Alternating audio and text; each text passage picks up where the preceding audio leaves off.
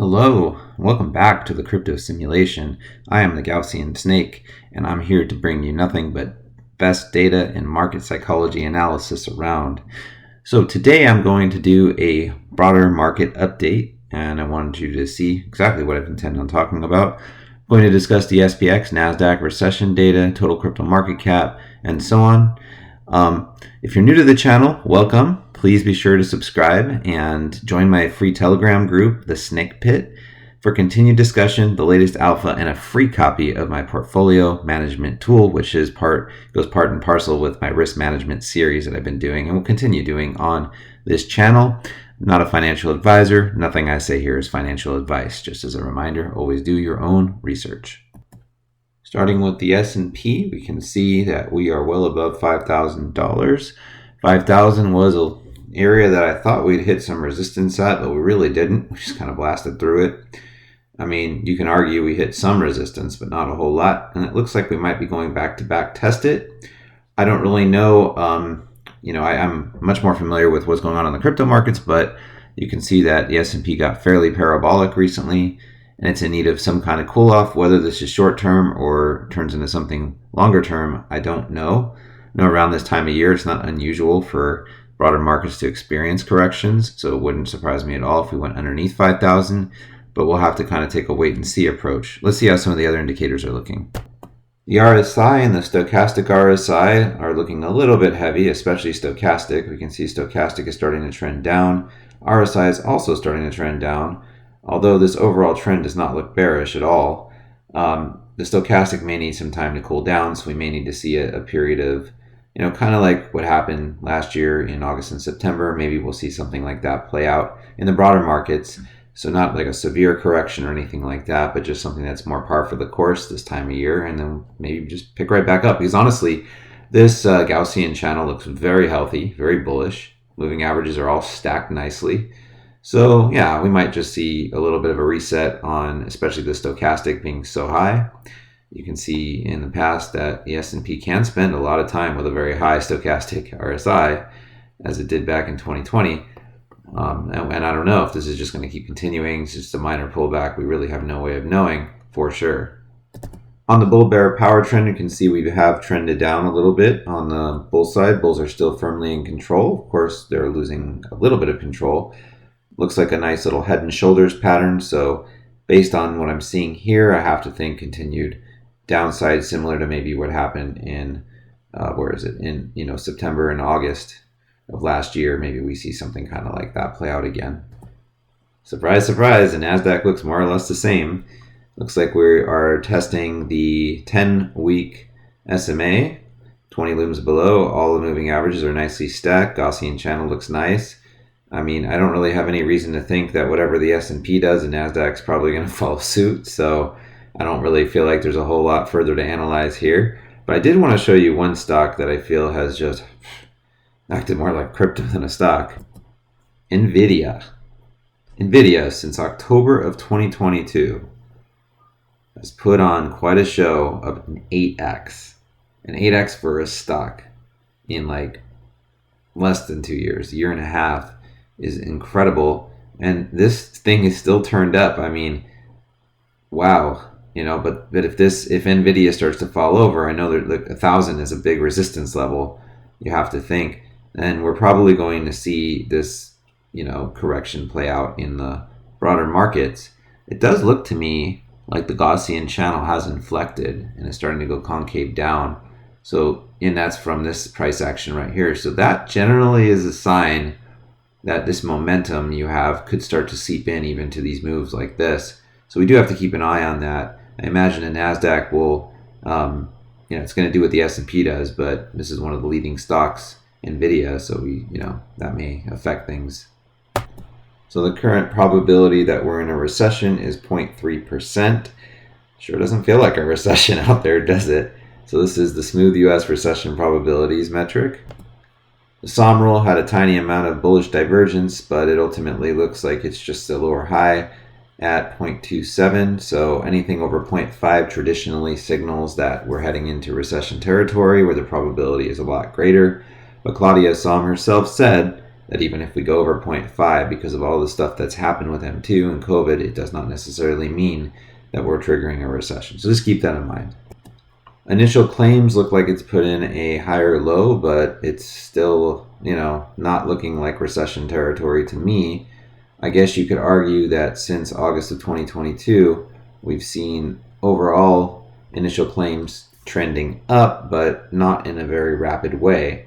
So for those of you who don't know, initial claims have to do with unemployment claims, new ones from people who have been laid off. So this is suggestive that unemployment really is not much of a problem yet. Just like initial claims, continued claims are heading in the wrong direction. But it hasn't been a straight trip up. It never really is. So just something to kind of keep an eye on as we progress throughout the year. Nothing that concerning to me yet. Now, what's going to make things very tricky for the Fed is inflation. Notice that the Fed did a really great job of taking out inflation at its peak in June of 2022, getting it down 65% in a very short amount of time. So it's quite impressive that their higher rates managed to actually have quite a nice effect on keeping inflation down. However, we are trending kind of sideways towards 3%, and the Fed funds rate, the Fed inflation rate target is 2%. Now, I didn't draw this as predictive. I'm just saying this is what the Fed hopes to accomplish, is to get inflation down to 2%. So I don't anticipate seeing rate hikes anytime soon, because rate cuts anytime soon, because why would they lower rates when you still have inflation over their target rate, in a material way? The difference between 2 and 3% might not sound like much, 1 point something percent, but it is quite a bit. So inflation is not a huge problem like it used to be, although we can definitely see the leftover effects of it everywhere around you.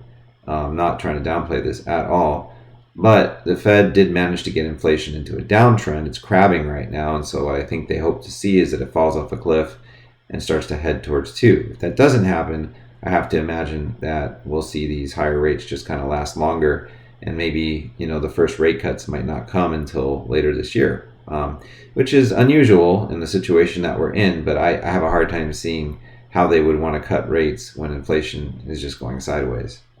Well, this is good news. The money supply looks like it's approaching trend, and it's not terribly far away from doing that. So the money supply, like inflation, has been going sideways, and it looks like we'll have to see where the data comes in for March, but we might hit that trend line, and so that could be an interesting thing when we're on trend. And now the recession probability would probably start to increase if the money supply breaks trend. It's generally what happens.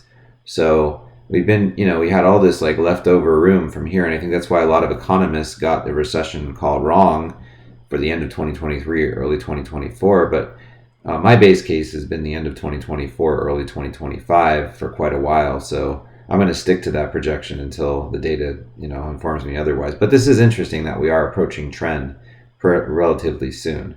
And what happens if we break trend? I think, the odds of a recession just start to increase.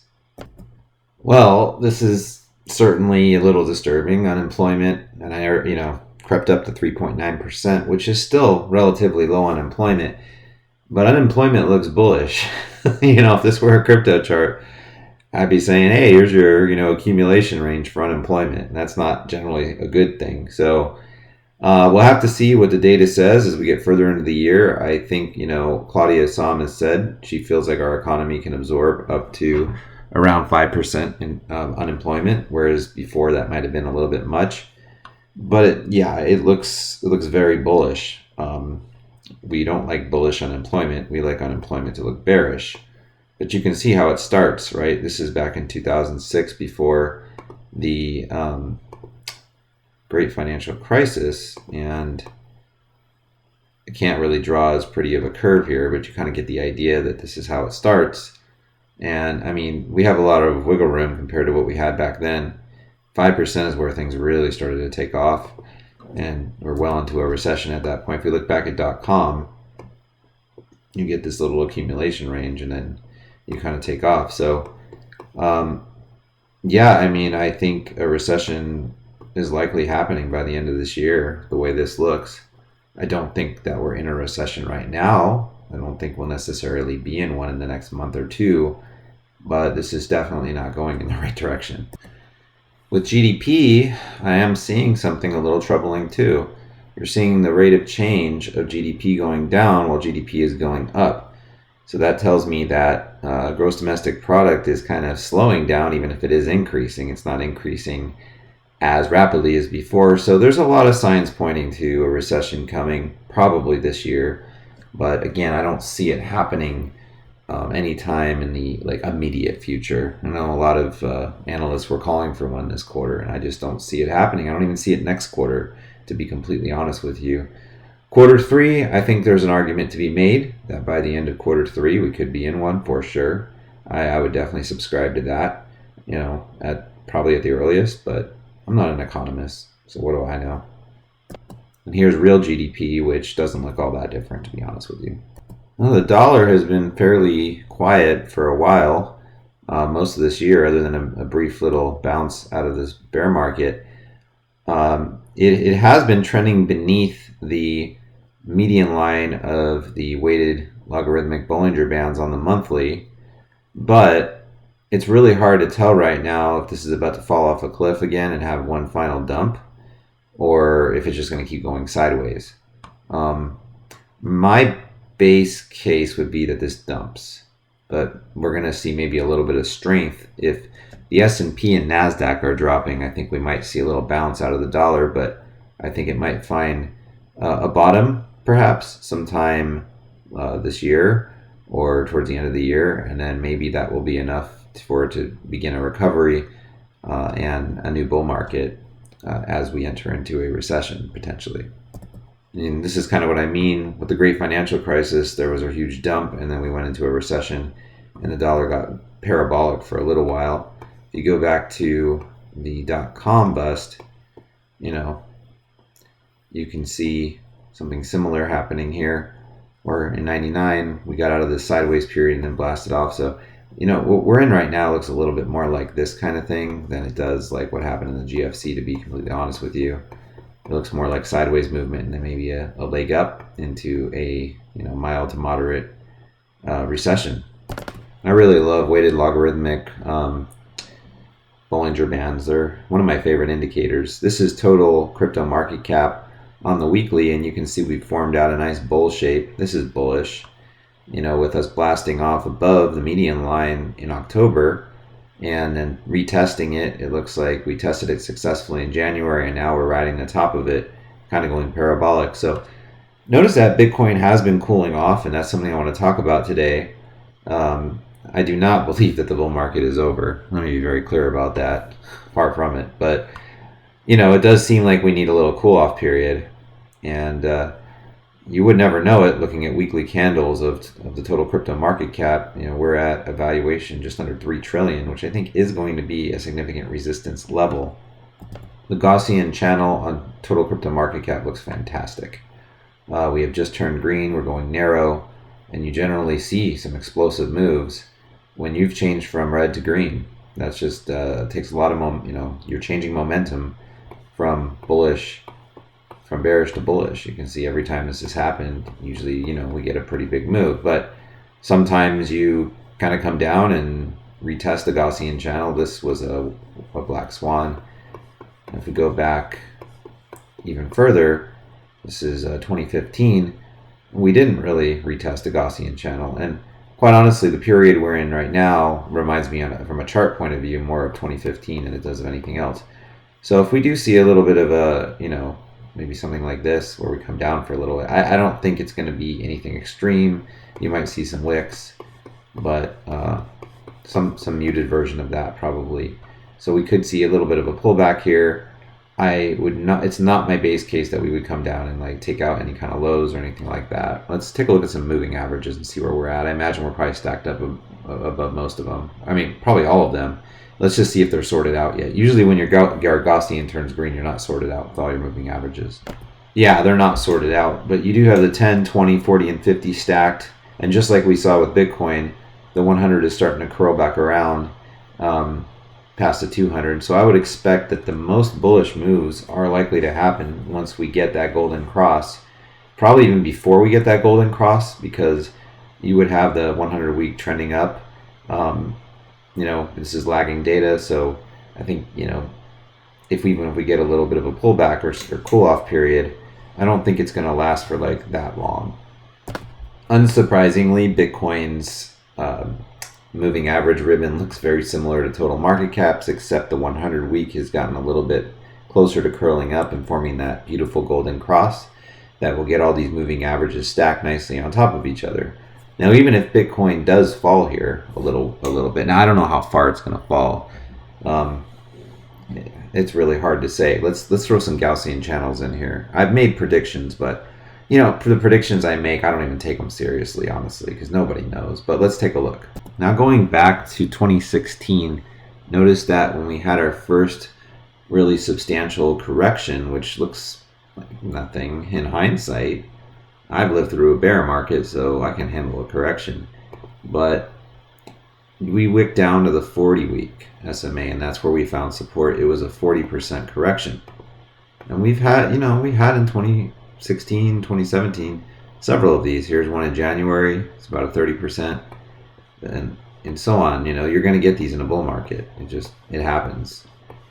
Even this was kind of an unusual bull market because of this weird behavior. But even here, we tested the median line of the Gaussian channel, and our moving averages were all jumbled up at that time. But, we did manage to get back above the 100-week. So we look at where we're at now,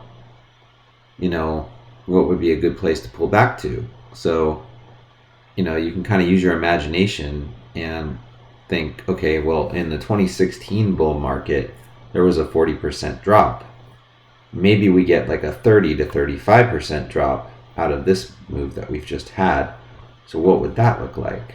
So if we just take it from like the top here, which was around 74K, and we go down 30% from here, let's see, that's about a $50,000 Bitcoin. If we go down to about 37% or so, that's a $45,000 Bitcoin. I think my prediction is that we get down to 45K. I can't tell you exactly how long it's going to take, but I'm thinking maybe 2 months. 2 months seems to be a good amount of cool-off time for the insane run-up that we've had without a major correction in quite a while. Why else do I think that? Let me show you another reason why. Okay, bear with me here. This is kind of like what I envision could happen, roughly speaking, over the next few months.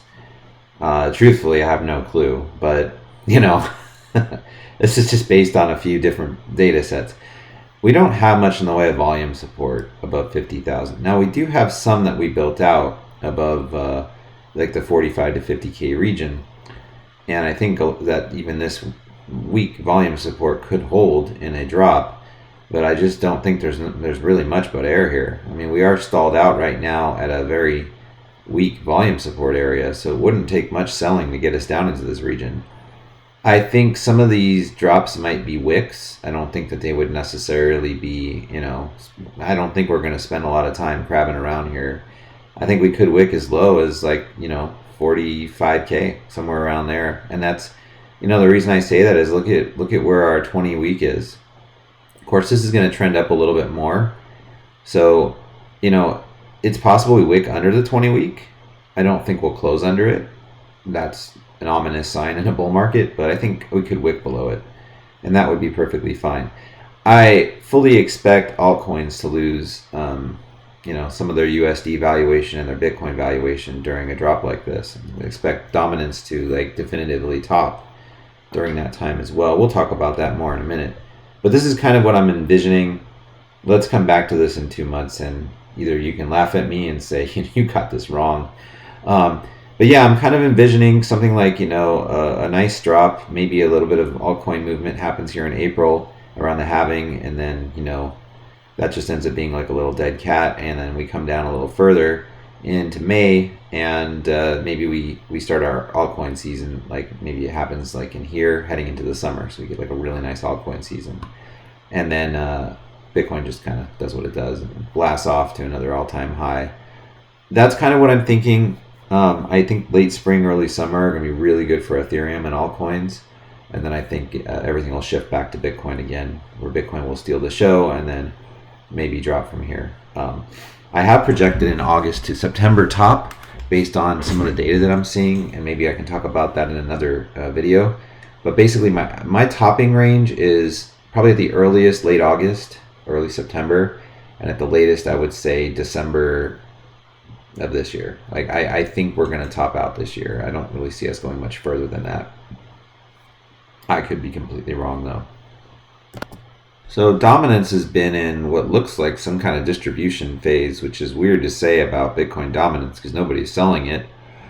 But, you know, here's a 20-week, which has inflected. Okay, so we had a very sharp rate of change all throughout, you know, early 2023, and then that kind of inflected as the market started to take off and altcoins started to run, and, you know, you've seen a weakening dominance for sure. We don't have a lot of data points on the top of this triangle, so it's kind of hard to tell if we could wick above this or not. I put 60% as sort of a line in the sand, which, I mean, it honestly looks kind of unreachable with the triangle that I drew, but I wouldn't completely rule 60% out. 60% is a nice resistance compared to, if you look at the VRVP of all-time dominance, there's not a lot of times we've hit dominance in the 54 to 60% region, so we wouldn't see a whole lot of resistance if we got up there. So that's just kind of the $1,000,000 question. Is dominance going to roll over? Is it going to go sideways, or is it going to get a spike up? And if it does get a spike up, what will that look like? So, you know, I could envision a path for dominance where Bitcoin is dumping and dominance rises maybe to 55, 56%. Maybe it taps this trend line and then just kind of comes crashing down, you know, a more minor version of what happened here. Except I should say here, not here. It's the end of the market. So like right here in, 2020. So maybe we see some kind of like something like that as we head into, maybe May through, or late April through, let's just say like early July or something like that. And then when if Bitcoin goes parabolic again, maybe we see dominance get like a huge wick up or something crazy to like 58% or something, and it could tap on 60%. That would change the look of this triangle. So you can't really have much of a triangle with one data point. So to say Bitcoin dominance can't get to 60% would be kind of foolish. There's a lot of horizontal resistance in that area, but there's really not much resistance in this area. So yeah, I mean, it could happen sometime this year that we actually do tap 60%, which would be devastating for altcoins. But as a counter argument to that, I'm also willing to accept that maybe 55%, 56% could be the top, and maybe this triangle does hold, because I don't really have like, you can't draw the top of the triangle. Like, I mean, you could. I'll show you another way you could draw it.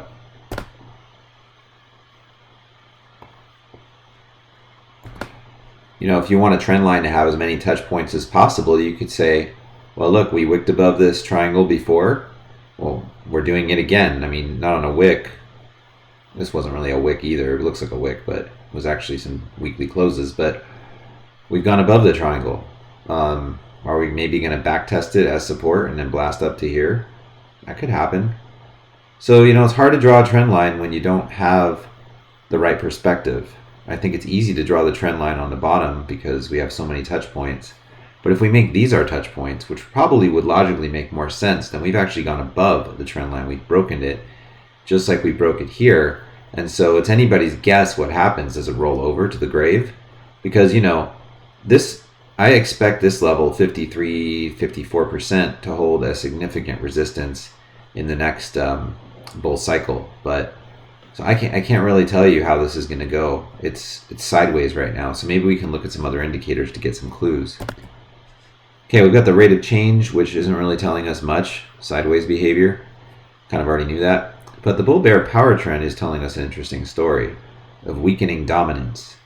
So this is why it's always good to look at more than one indicator when you're confused and the chart isn't whispering to you. That is bearish for dominance. Quite bearish. So maybe Dominance gets another little spike up, but only to like 55% or something like that, and then just comes tumbling down, and then gets like a dead cat bounce later.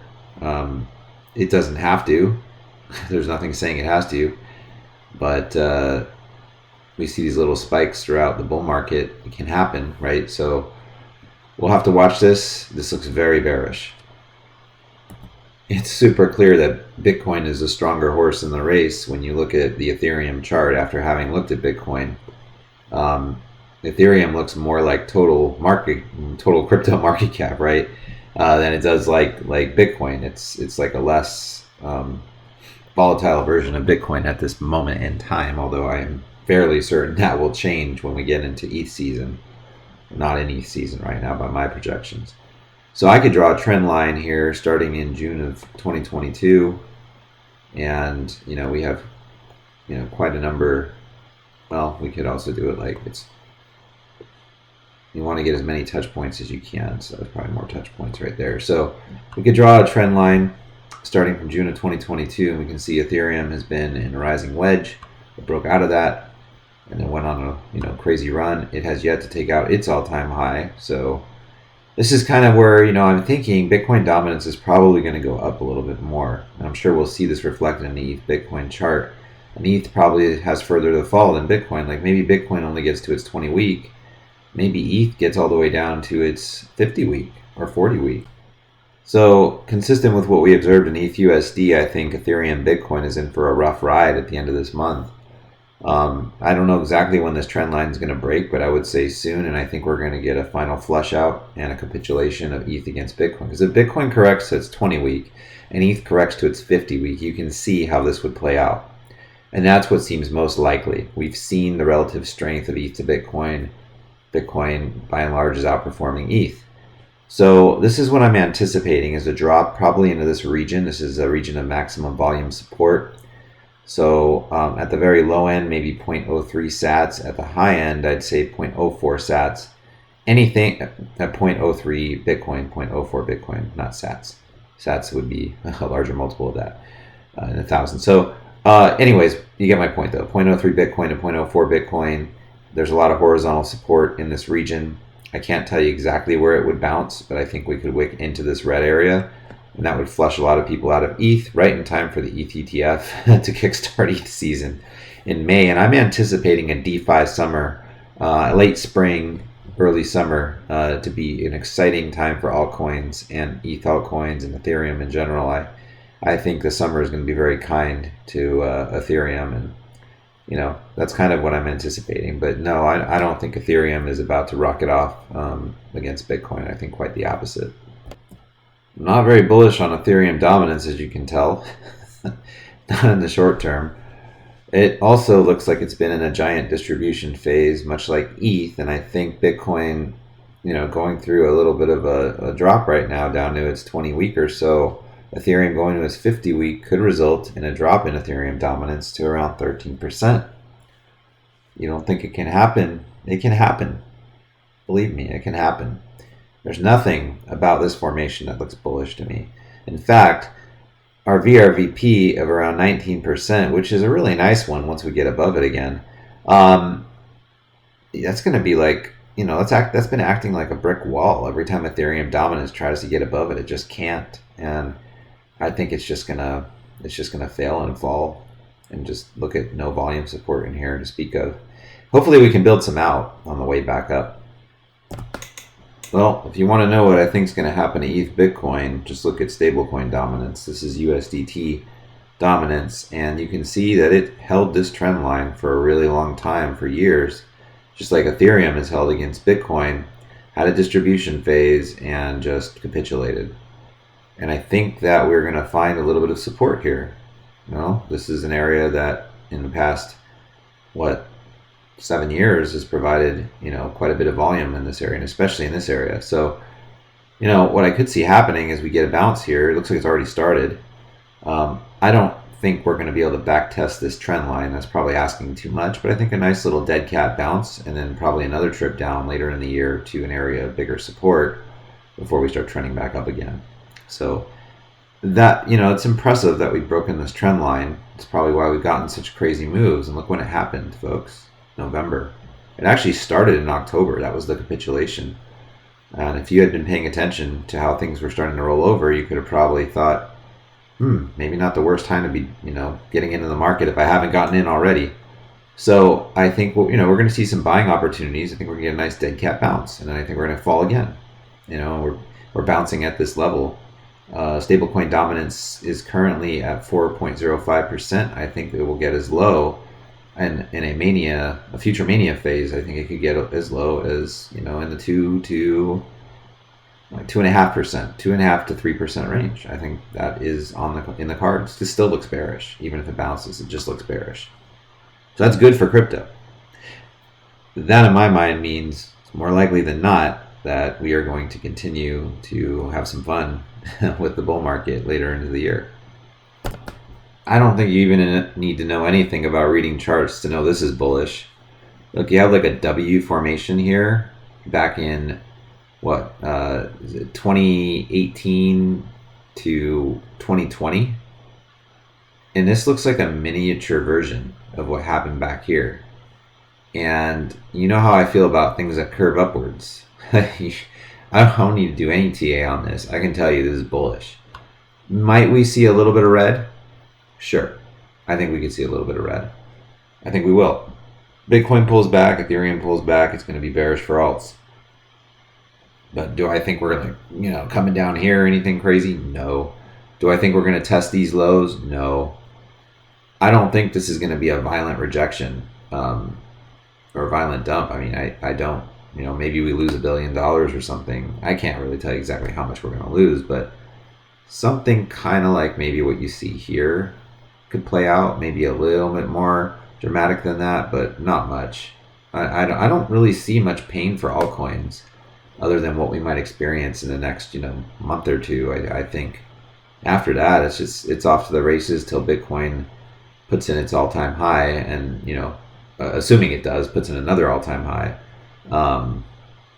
Maybe altcoins don't keep pace with Bitcoin, but they'll be dragged up by Bitcoin going on a run for sure, and then we'll get another altcoin season. So I think that we're unlikely. If you were to ask me, I would say that we are unlikely to take out this high anytime like real soon. But I do think what might be in the cards could be something like a little pullback to, like I said, maybe we lose $1 billion, $1.5 billion or something, and then I thought I selected the path tool, but it's okay. And then we are here and maybe start trending up again. Yeah, and I think like after that, we get our DeFi summer going or whatever. This might even be too conservative, honestly. I think that's where we blast off. I'm gonna say potentially as high as 3 trillion. Somewhere in there. I think that's where we'll probably, get rejected.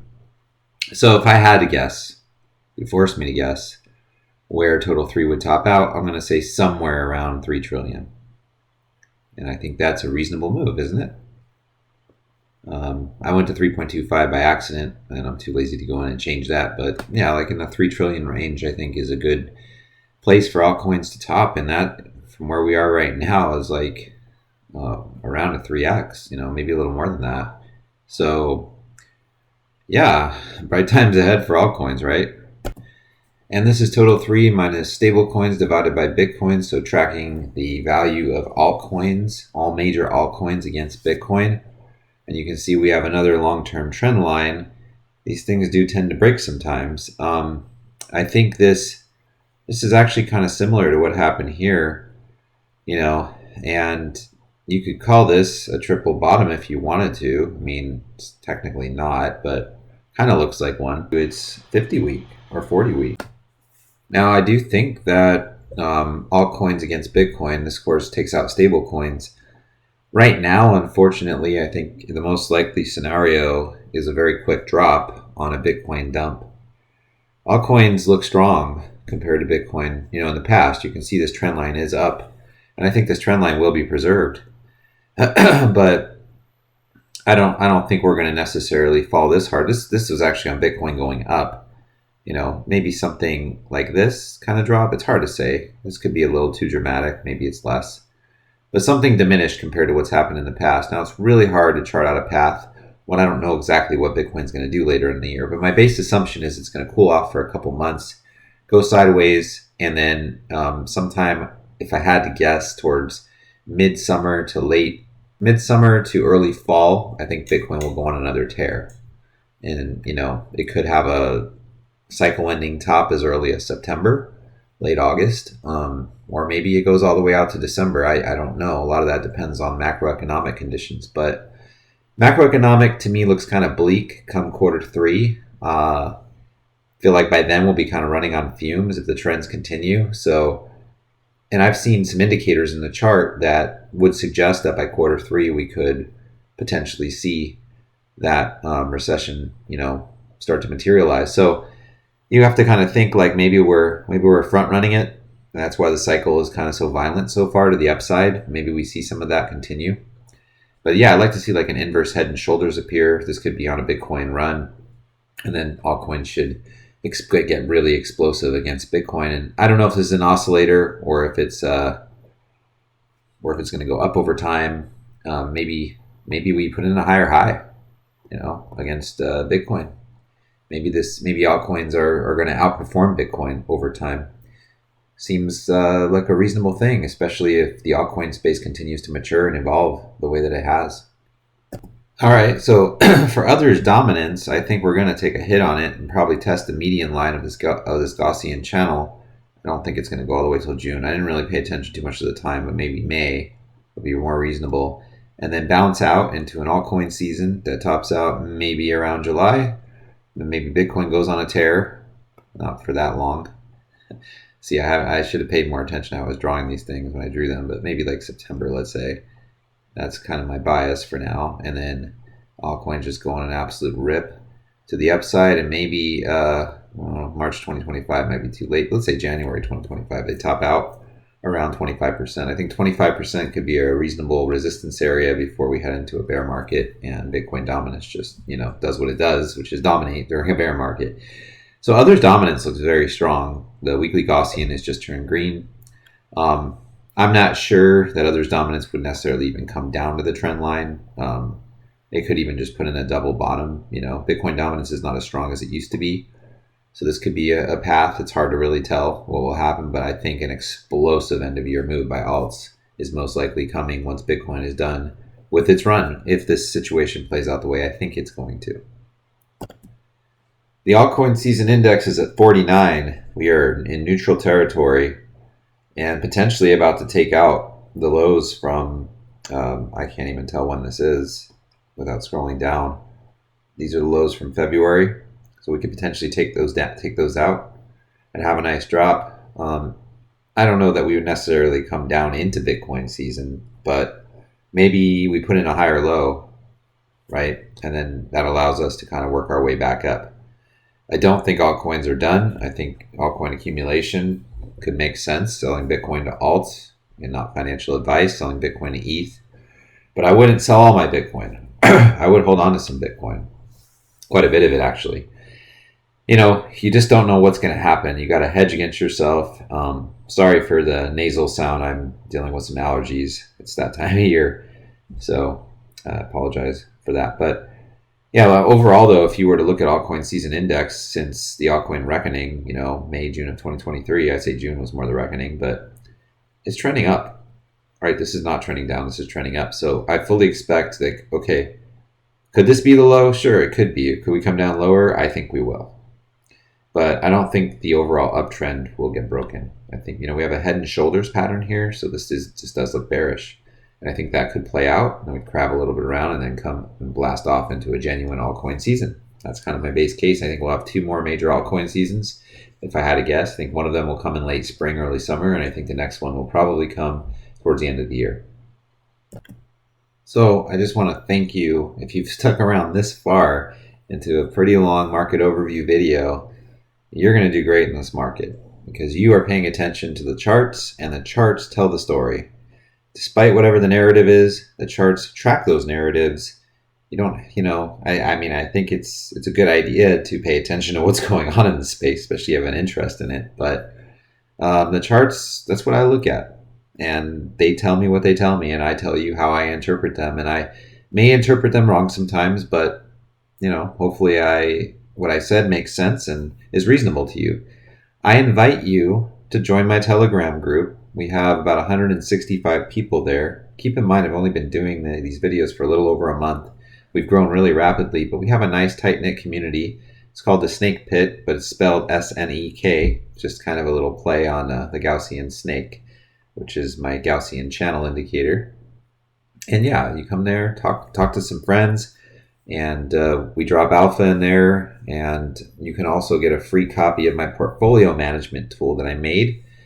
Actually used myself to do dynamic DCAs last year, so happy to share that with you. Please remember to like, comment, subscribe, and ring the notification bell. It helps with the YouTube algorithm to get my videos out to more and more people, and then you can also be the first one notified about future videos. So thank you for joining me in the crypto simulation, and I hope that you have a great rest of your weekend wherever you are. Enjoy and be well, and I'll see you soon.